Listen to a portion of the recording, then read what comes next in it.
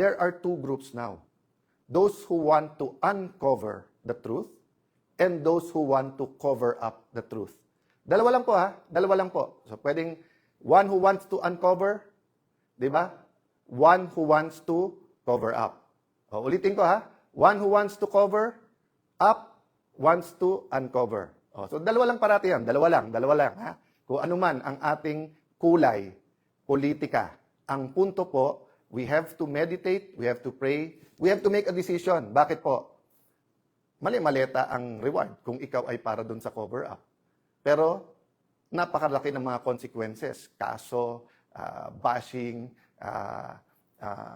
tatanggalan ka ng kung ano-ano. Basta ipafile lang ka ng cyber libel kapag ka ikaw ay for uncovering the truth. That's just the nature of things. Whether you talk about organized crime, whether you talk about slavery, whether you talk about all the injustices in the world. Those who want to keep the injustice, those who want to cover up, usually have the resources. Kasi kumita sila doon eh. Di ba? Nandoon yung kayamanan ng mundong ito eh.